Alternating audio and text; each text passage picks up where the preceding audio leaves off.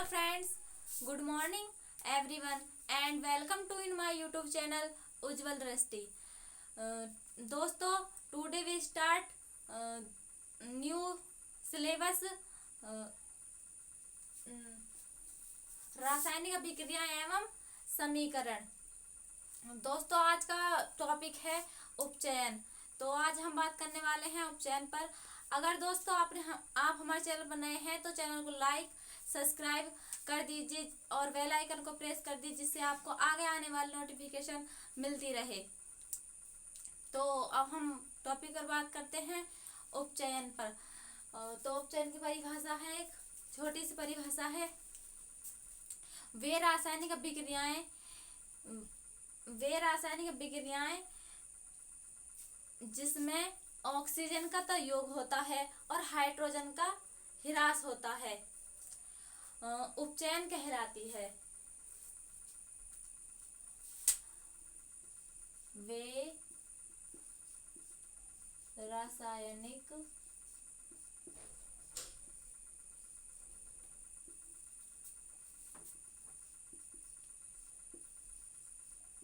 अभिक्रियाएं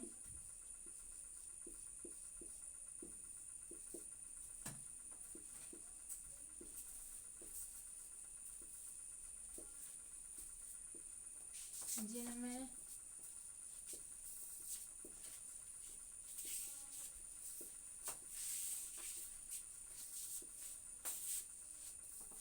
ऑक्सीजन वे रासायनिक अभिक्रियाएं जिनमें ऑक्सीजन का योग होता है तथा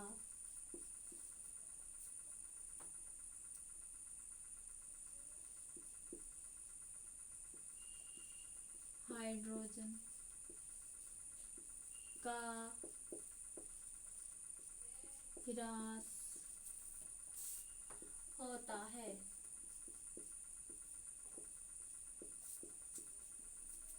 वे रासायनिक अभिक्रियाएं जिनमें ऑक्सीजन का योग होता है और हाइड्रोजन का ह्रास होता है और पदार्थ को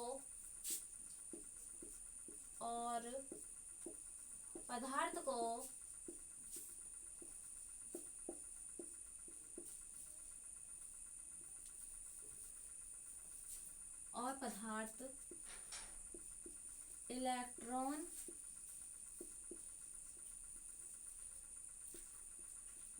त्याग देते हैं।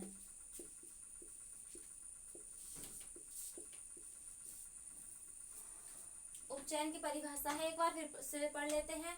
वे रासायनिक अभिक्रियाएं जिनमें ऑक्सीजन का योग होता है तथा हाइड्रोजन का ह्रास होता है और पदार्थ को इलेक्ट्रॉन प्राप्त होते हैं, जैसे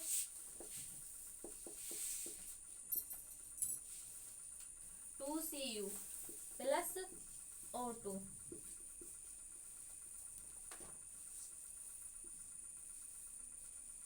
Cu नहीं, जैसे 2CuO, यानी इसमें हमारे जो अभिकारक हैं इनमें तो ऑक्सीजन का योग हो रहा है और जैसे 2Cu प्लस O2 और यहाँ पर अलग हो रही है। और दूसरा टॉपिक है अपचयन। तो अपचयन के बारे में समझ लेते हैं।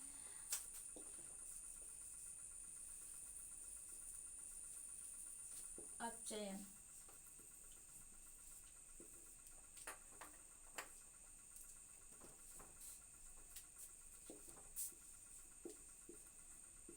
वे रासायनिक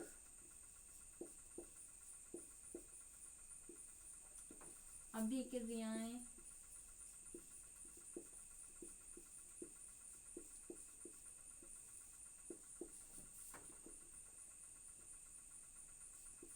जिनमें हाइड्रोजन का योग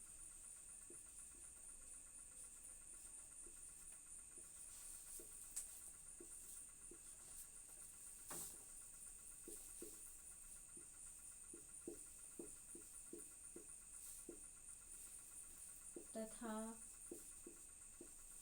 ऑक्सीजन का ह्रास होता है।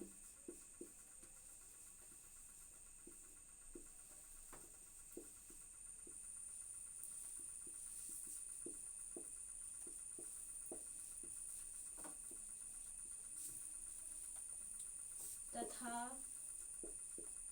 पदार्थ को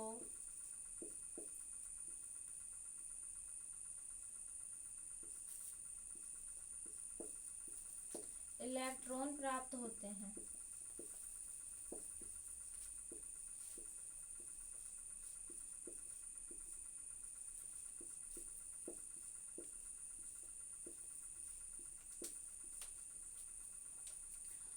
वे रासायनिक विक्रियाएं जिनमें ऑक्सीजन का हाइड्रोजन का योग और ऑक्सीजन का ह्रास होता है और पदार्थ को इलेक्ट्रॉन प्राप्त होते हैं, जैसे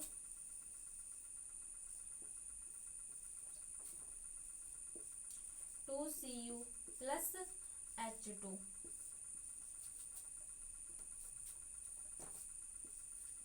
Cu प्लस 2H2। दोस्तों हमारा अगला टॉपिक है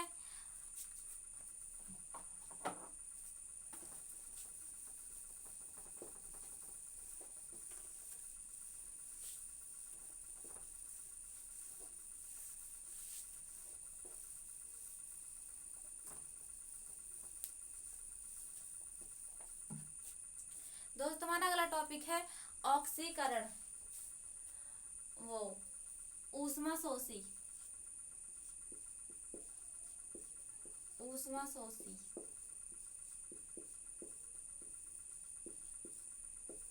तो ऊष्मा शोषी के बारे में समझ लेते हैं।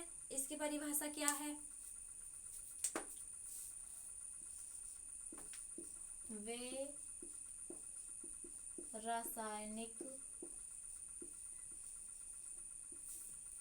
अभिक्रियाएं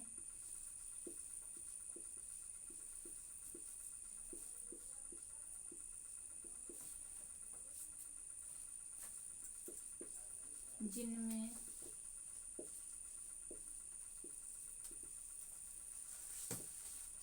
कुछ ऊष्मा का शोषण होता है,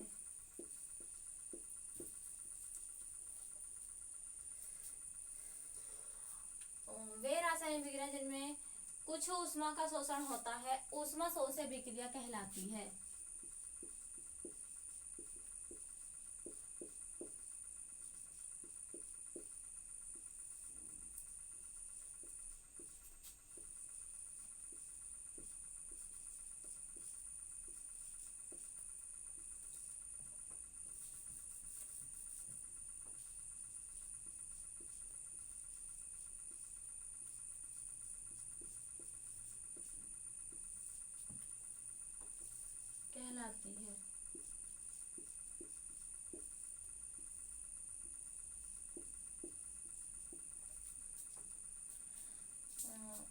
ऊष्मा शोषी वे रासायनिक विक्रिया जिनमें कुछ ऊष्मा का शोषण होता है ऊष्मा शोषक विक्रिया कहलाती हैं। दोस्तों हमारा अगला टॉपिक है रेडास का अभिक्रिया।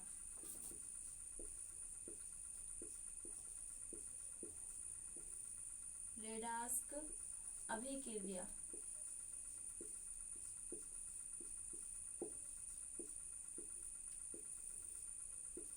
तो इसके बारे में समझ लेते हैं। रेडास अभिक्रिया के बारे में वे रासायनिक अभिक्रियाएं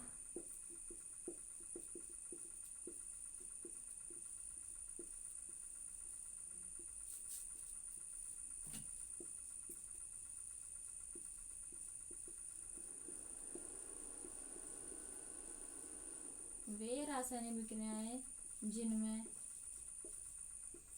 एक अभिकारक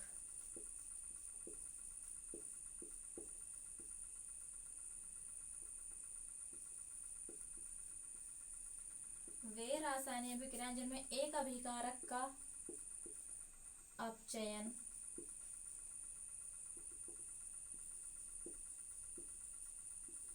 तथा दूसरे अभिकारक का अपचयन होता है।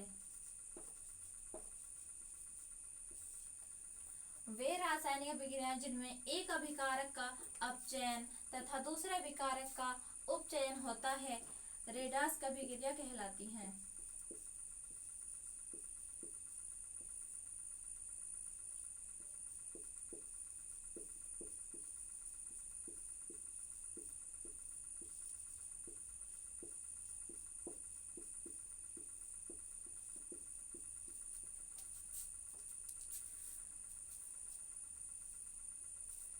रेडास अभिक्रिया वे रासायनिक अभिक्रियाएं जिनमें एक अभिकारक का अपचयन तथा दूसरे अभिकारक का उपचयन होता है रेडास अभिक्रिया कहलाती हैं। जैसे CuO प्लस H2,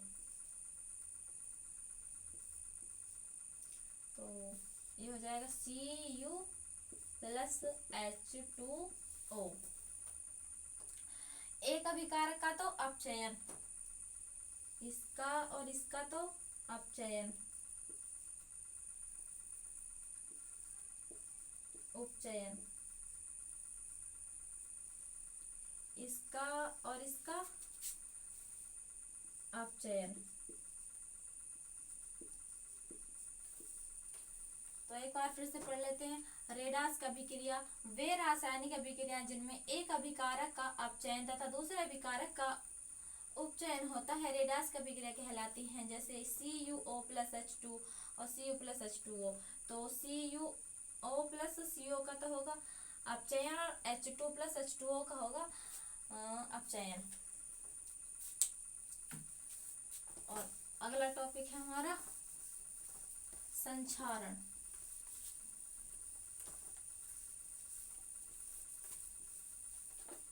तो संक्षारण के बारे में समझ लेते हैं।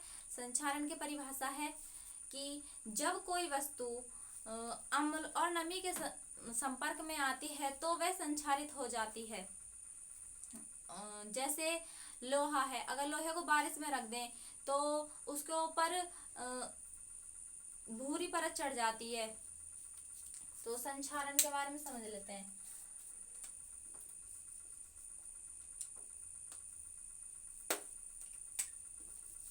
संक्षारण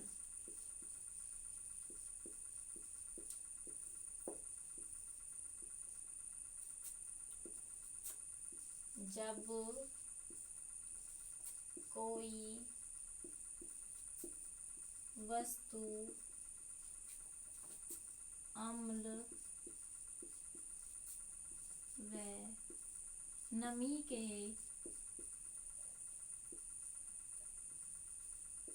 संपर्क में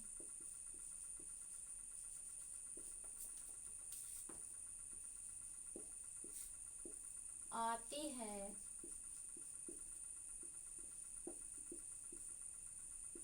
तो वह संक्षारित हो जाती है।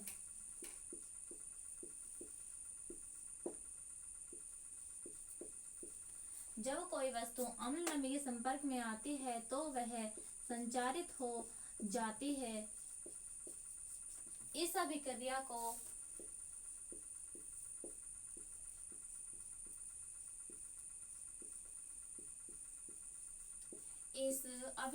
को संक्षारण कहते हैं।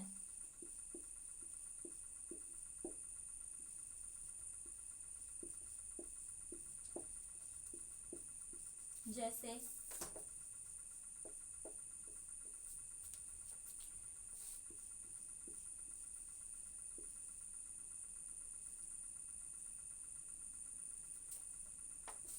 तांबे के ऊपर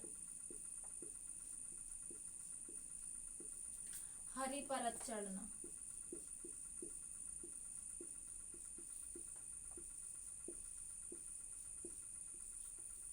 जैसे तांबे के ऊपर हरी परत चढ़ना और चांदी के ऊपर काली परत चढ़ना।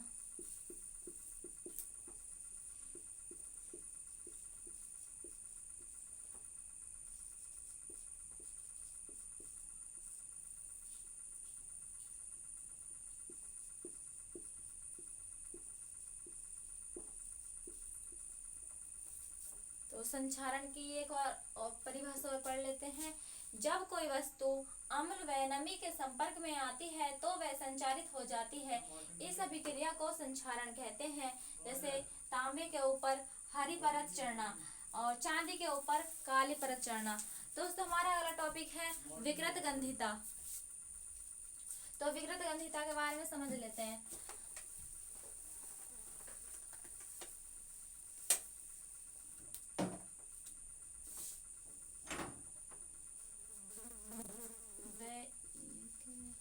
विकृत गंधिता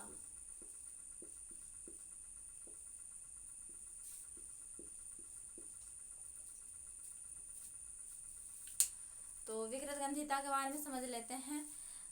दोस्तों यदि हम तेले खाद्य पदार्थों को लंबे समय तक सुरक्षित रखना चाहते हैं, अगर तेले खाद्य पदार्थों को लंबे समय तक रखा जाता है तो वह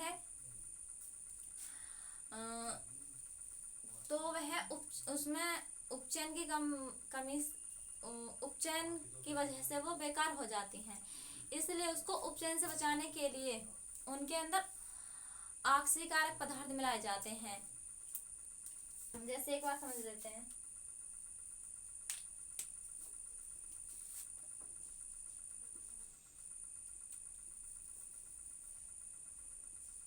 जब तेलीय तथा खाद्य पदार्थों को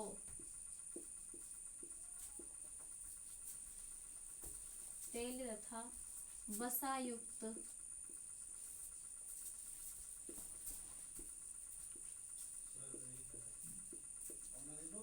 खाद्य पदार्थों को जब तेली तथा वसायुक्त खाद्य पदार्थों को लंबे समय तक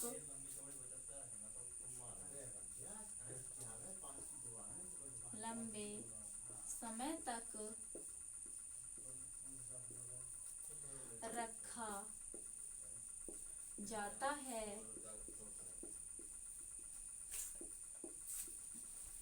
जब तेली तथा वसायुक्त खाद्य पदार्थों को लंबे समय तक रखा जाता है तो ये उपचयित हो जाती हैं।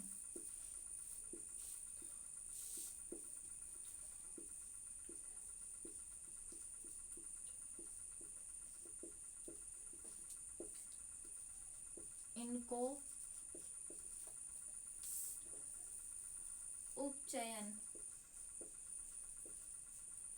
उपचयन से बचाने के लिए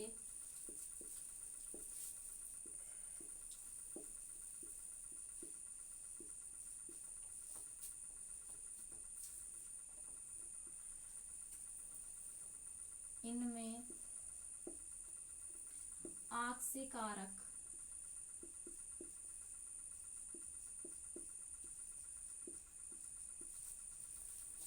इनको उपचयन से बचाने के लिए इनमें ऑक्सीकारक पदार्थ मिलाए जाते हैं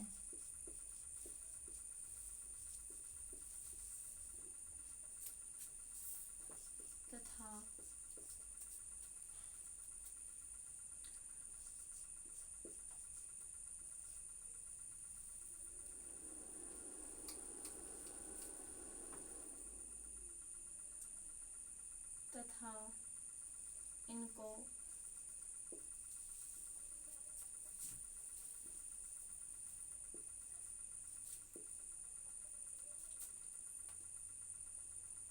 वायु से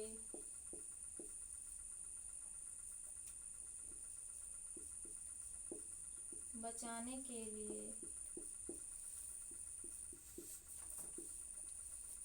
डिब्बों में पैक किया जाता है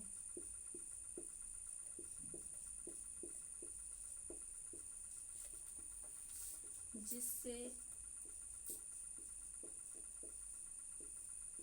उपचयन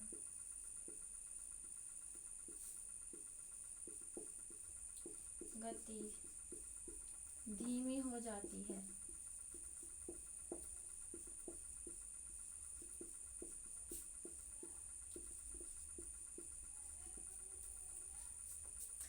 जैसे एग्जाम्पल के लिए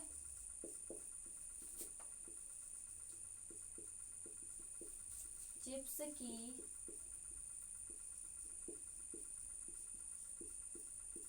थैली में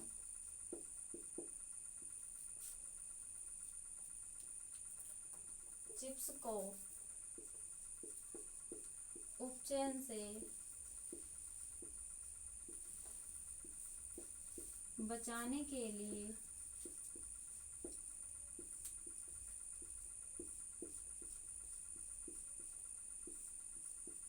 चिप्स की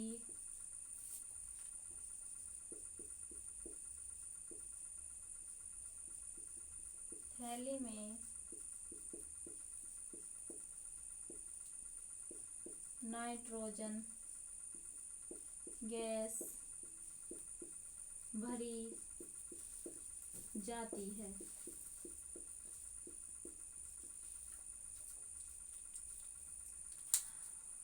विकृत गंधिता। जब तेल तथा वसायुक्त खाद्य पदार्थों को लंबे समय तक रखा जाता है तब ये उपचयित हो जाती हैं तथा इनको उपचयन से बचाने के लिए इनमें ऑक्सीकारक पदार्थ मिलाए जाते हैं तथा इनको वायु से बचाने के लिए भी डिब्बों में पैक किया जाता है, जिससे उपचयन की गति धीमी हो जाती है। जैसे चिप्स की थैली में चिप्स को उपचयन से बचाने के लिए उसके अंदर नाइट्रोजन गैस भरी जाती है। तो यहाँ पर हमारी क्लास कंप्लीट हो चुकी है। अगर दोस्तों आपको वीडियो पसंद आई हो तो लाइक करिए और कमेंट करिए और सब्सक्राइब करिए और देखते रहिए आपका अपना यूट्यूब चैनल उज्जवल दृष्टि।